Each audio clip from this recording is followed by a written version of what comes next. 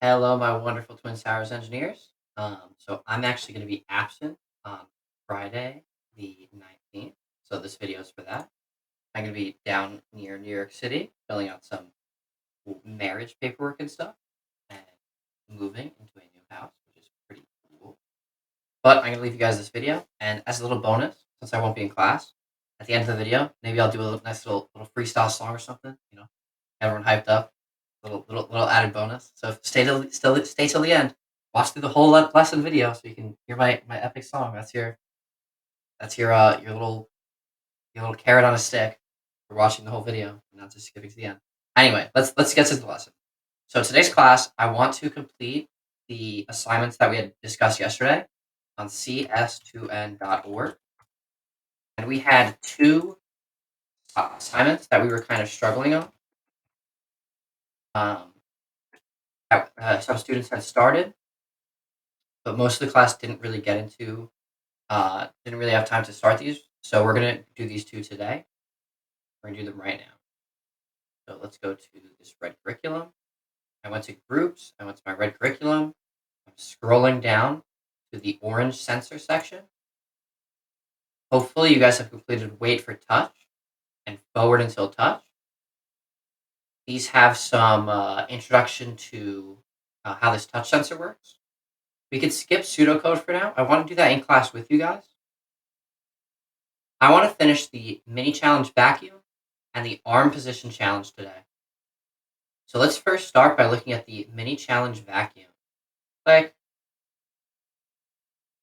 So there's one activity launch. So let's launch it.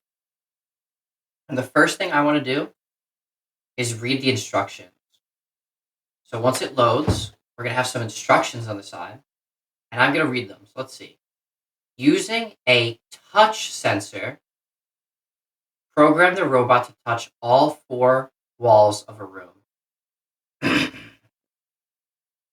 So we have to use the touch sensor. Well, hopefully in class, you guys heard me mention that all of our code for using sensors is going to be in this light blue sensors section. Our touch sensor is going to be controlled by these two blocks. This one waits until the button is pressed. So this one only runs if the button goes from being unpressed to being pressed, and that moment will make this block continue on to the next block.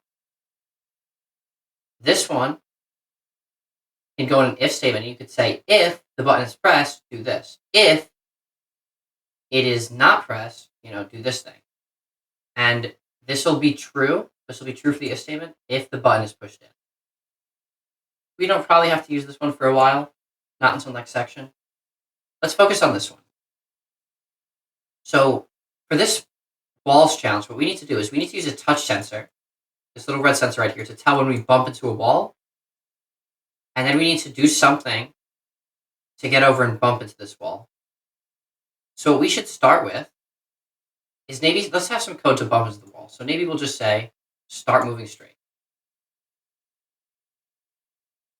Okay, yeah, that makes us bump into the wall. And I managed to flip my robot over, doing some crazy stuff. I'm actually curious. I want to see start moving straight at 100%. See if we can clear the racetrack. That's actually less. It was less. That's great. Anyway, so we're going to start moving straight, and we're going to bump into this wall.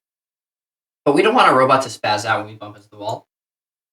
We want to sense that we've bumped into the wall, and then maybe let's stop moving.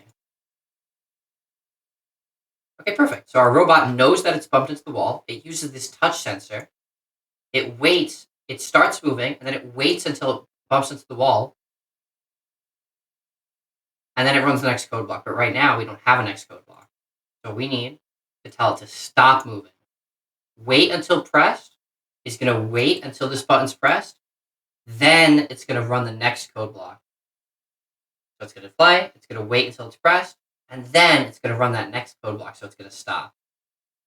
What you guys need to do is make code, but instead of just stopping, it goes backwards a little.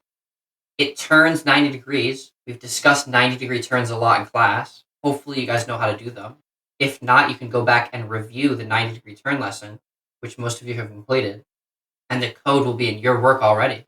So you can take the code for a 90-degree turn out of your work, but you need to make the robot go forward to the wall, and then once it senses that it's hit the wall, you need to program it to back up, turn 90 degrees to the next wall, and then repeat that process over again. Go straight until it hits the wall.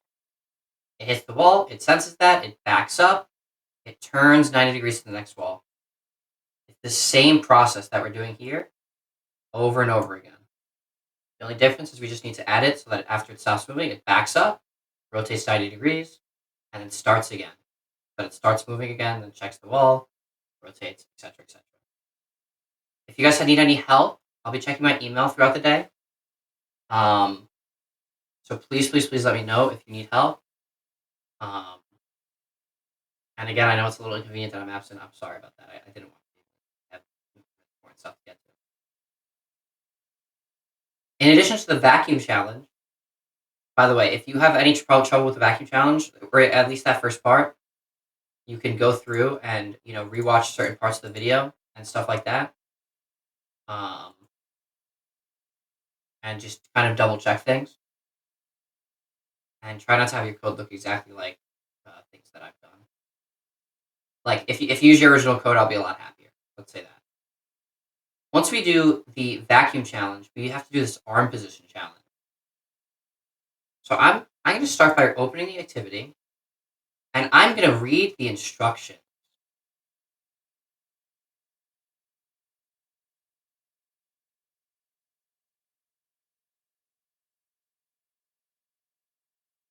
See if this works. I'm just curious about what I have it set up.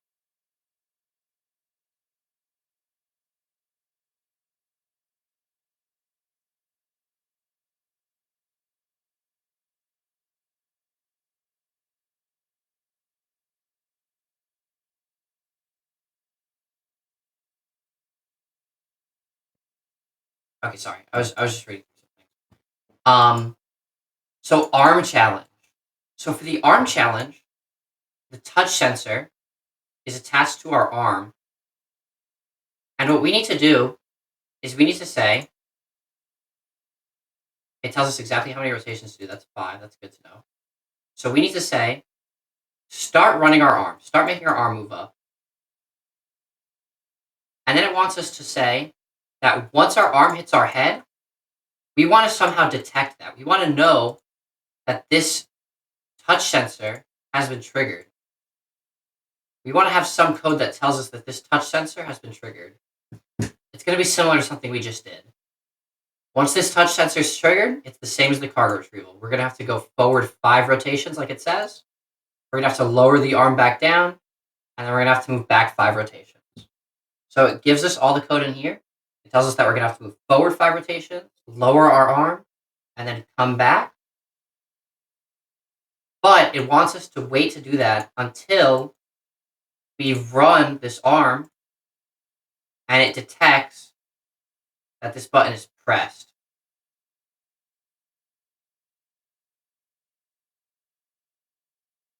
That shouldn't be too hard. We need to say, lift this arm up. If this touch sensor is sensing that it gets pressed, then we drive forward and grab this piece of cargo. Hopefully this isn't too hard for you guys. I really, really, really invite you to please, please, please let me know if you need help with anything. And that's going to be the end. Oh, I promised you guys that maybe I would sing a silly song or something if you sat through the whole video. Thank you all for being great students. I will see you next week. I will see you next week. You're great students. See you soon. Thank you all for being here. I will see you next week. Anyway. Alrighty. Yeah, that's enough silly little thing. You guys are free to complete as many of these as you want. Once you finish this, you're free to keep moving on to wait until near, threshold, forward, blah, blah, blah. Maybe you could finish the whole robotics curriculum over the weekend or something. Who knows? Let me know if you need any help via email. If you need anything, please reach out to me. And that's going to be the end of this video. Thank you guys. See you later.